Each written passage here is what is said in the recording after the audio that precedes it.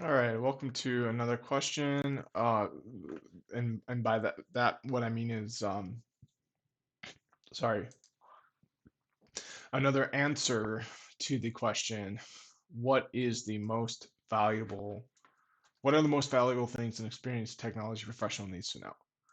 So we've been doing a series on this. Um, we've been using u.ai chat.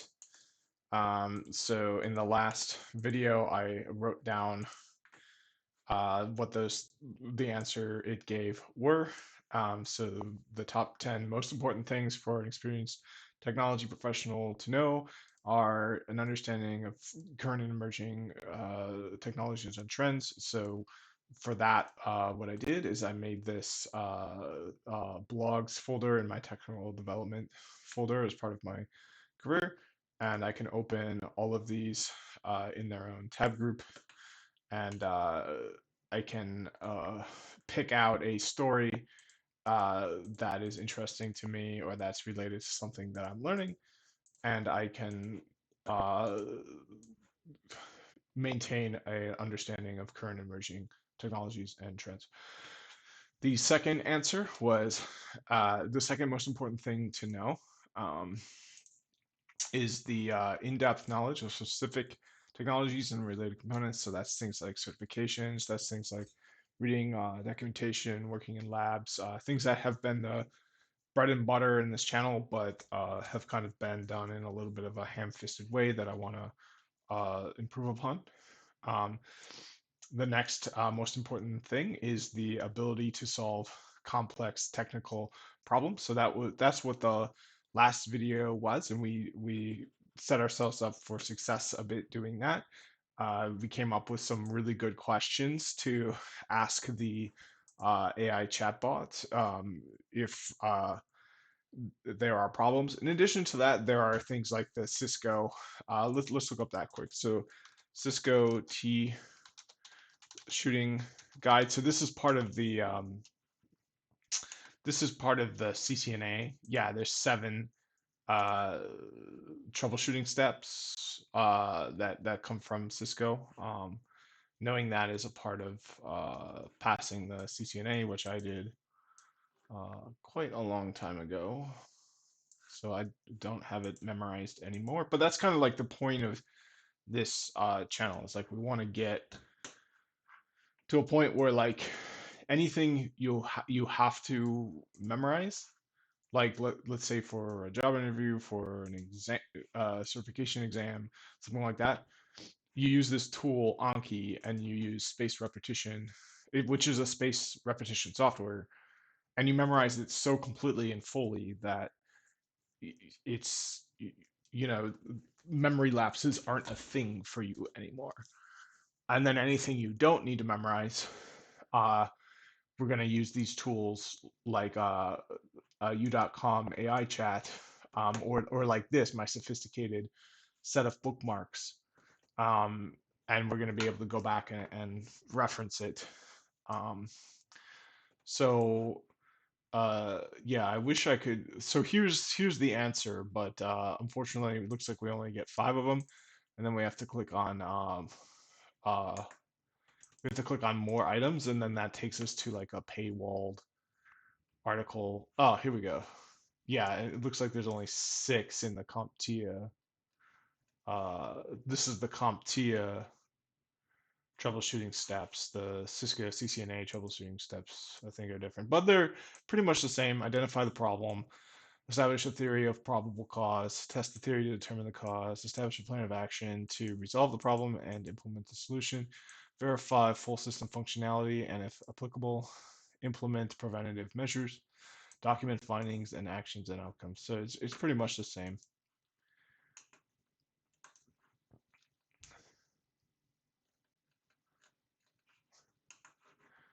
All right, so that's for gaining the ability to solve complex technical problems.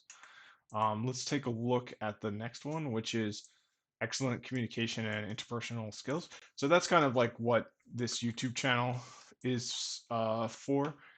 Just getting used to talking out loud, getting used to, camera confidence, that sort of thing, voice development. Like I don't have a vocal coach or anything, but I have noticed that in the years I've been doing this, I've had significant voice development where I can just I like have more control over my voice. So I think just making these videos is going to be good enough for that. For interpersonal skills, um, I'm not sure what they mean by that, but I'm uh, as I mentioned before, one of my biggest goals right now is to keep working remote for as long as is possible. And interpersonal skills are definitely important, but I would add the caveat that interpersonal skills are evolving, I think, today. And the kind of interpersonal skills I want are interpersonal skills that can be done remotely. So I was a big user of uh, Oculus, uh, AltSpace VR. I was a big VR user that required interpersonal skills. I taught my family how to use. I'm a big user of Zooms. We've all been there during the pandemic. Those are interpersonal skills. So like, and even just chatting like on Discord and stuff, interpersonal skills. So like, I'm kind of curious what they're gonna say about that, and if it's all you have to put on a suit and shine your shoes and look someone in the eye and have a firm handshake.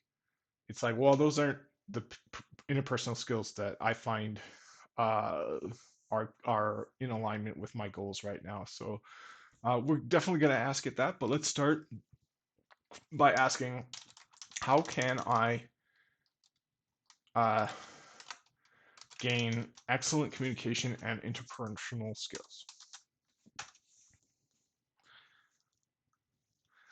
To gain excellent communication and interpersonal skills, you need to practice active listening, focus on body language, build a rapport with the person you are talking to, and be aware of your communication style. You can also take classes or workshops on the subject or read books and articles to increase your knowledge. Additionally, practice by having conversations with people and asking for feedback. This will help you identify areas that need improvement and give you the opportunity to practice and refine your communication and your personal skills. So I do think this is important. And if you were to ask me my top 10, I would put this on the list as well. But as I mentioned, I just think going forward into the and I talked about this a lot. I talked about World A and World B during the pandemic, and I talked about what my life would look like if World A persisted. And then I talked about how the pandemic changed so many things so quickly for me that I really can't consider World A the way I used to. And I really need to consider a World B and what that looks like. And for me, World B is this world where I no longer have stimming, self destructive behaviors due to coping with stress and overstimulation and kind of health problems that I had in World A that I just thought that there was no solution to, and it was just a chronic thing, and I'd never be in a place where it's just not a problem for me anymore. In World B, I don't have those problems anymore because I have control over my environment. I can get what I need. I'm not overstimulated. My stress, if I get stressed out, I can take a moment and take care of that. I can practice an instrument. I can do some exercises. I can cook my own food, which is the healthiest food I know how to cook. Uh, I can track my calories. There's just so much more I can do in World B that I couldn't do in World A that I don't want to go back to World A. Like if it's possible to go back to World A, uh, I'm sorry. I like World B. So yeah, so let's ask it what are interpersonal skills, and let's see if the answer is something that I would label as something valuable in World A, something I would label as something valuable in World B, or something that's kind of valuable in both worlds or valuable to neither worlds.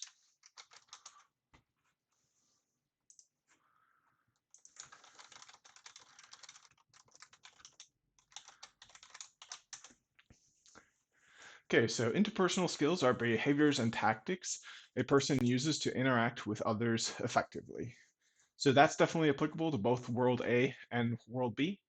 In World B, you'd be having those actions over phone, over video chat, over a just a text chat with an AI. That's a big one.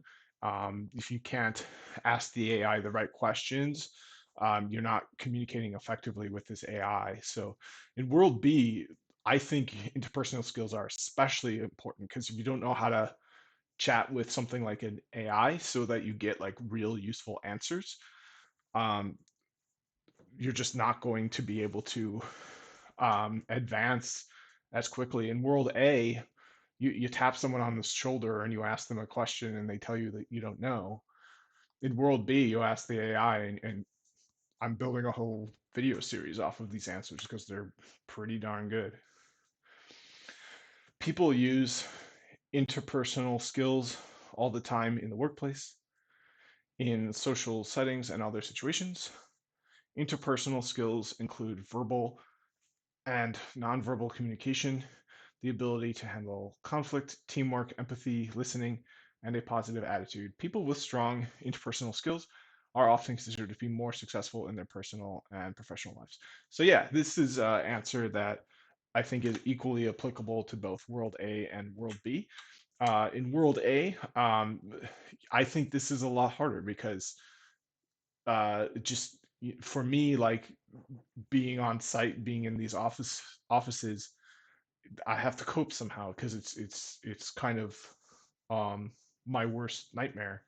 But at home, I'm just so much happier and healthier that I feel like I have a natural advantage when it comes to interpersonal skills because I'm not so upset and hassled and stressed and to a point, I was actually having pretty serious depression for most of my life due to being in environments that were not compatible with my natural uh, physiology. But that's not what this channel is about. This is a technology channel. So let's talk more about the ability to handle conflict, teamwork, empathy, listening, and a positive attitude. And I want to briefly touch upon these return to office orders. I don't want to say something that is uh, perhaps controversial in a way, but at the same time, spotlight effect. No one's really watching this. But I feel like when these companies are saying that we must go back to the office because these interpersonal skills are easier to have in person, that's an admission that you have a company crisis, a culture crisis where people can't work together. I think these handling conflict, teamwork, empathy, listening, positive attitude, they're independent of the method you use to communicate. So if these companies are issuing return to work orders, believing that it's going to cause this huge interpersonal advantage, I really question that to be the case. And the major public releases I've read so far um, admit that the studies and the data they're using come from internal sources that are completely biased. So this is really important for both World A and World B. But in World A, um, it requires a different set of skills. And I just want to say I don't think going back to World A uh, is the solution to those skills being absent in World B. In fact, I think if those skills were absent are now absent in World B, the assumption that they were good in World A, but now they're bad in World B is false. I think they were always problematic, and I think using tools like Zoom and instant chat and all those are can be very effective. Um, and For somebody like me who thrives in this sort of situation, it's a complete, I want to use the word panacea, which I don't know if that is the right word. Yeah, it's a panacea. All right, so that's what personal skills are. We looked at what we can do to gain uh, excellent communication and personal skills. Let's look at that answer uh, one more time.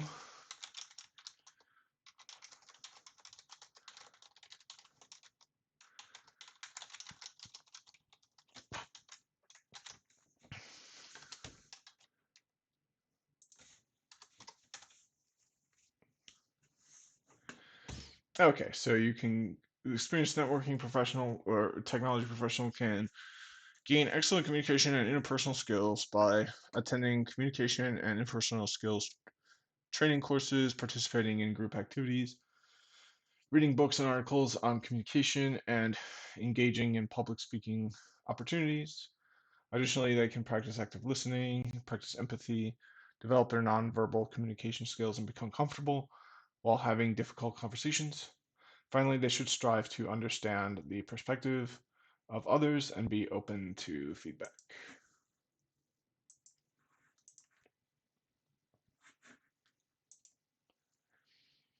Well, I'm already at the 16-minute mark, so I think I'm going to stop this one. I think there's some interesting stuff in this video, specifically talking about World A versus World B. That's been a big theme on this channel, and to be able to think more about that is something I was happy to be able to do. So that's going to be it for this video. Um, the next one is going to be about teamwork and working independently. All right, thanks for watching and see you in the next video.